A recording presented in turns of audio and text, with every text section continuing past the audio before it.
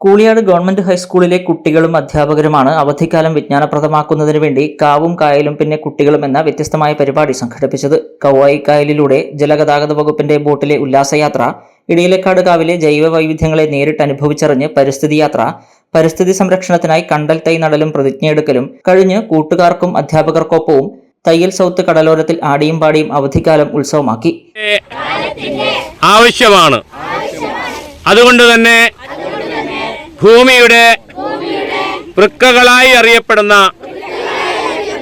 കണ്ടൽക്കാടുകളെ സംരക്ഷിക്കേണ്ടത് എന്റെ കടമയാണെന്ന് ഞാൻ തിരിച്ചറിയുന്നു.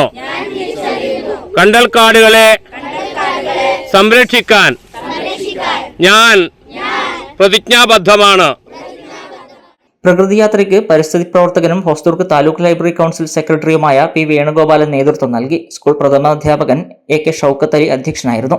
കടലും കായലും അറിഞ്ഞുള്ള പ്രകൃതിയാത്ര വിദ്യാർത്ഥികൾക്ക് അവധിക്കാലത്തെ മറക്കാനാവാത്ത അനുഭവമായി. സ്കൂൾ PTA സ്റ്റാഫ് കൗൺസിലിന്റെയും ആഭിമുഖ്യത്തിൽ ഈ വർഷം വിദ്യാലയത്തിൽ നടപ്പിലാക്കി വരുന്ന തനത് പദ്ധതിയാണ് അറിവുത്സവം. Senior assistant T Manoj, KP Rajeevan, AV Subhash, KV Ratnakaran, MV Rajamalli, K Shiny എന്നിവർ സംസാരിച്ചു.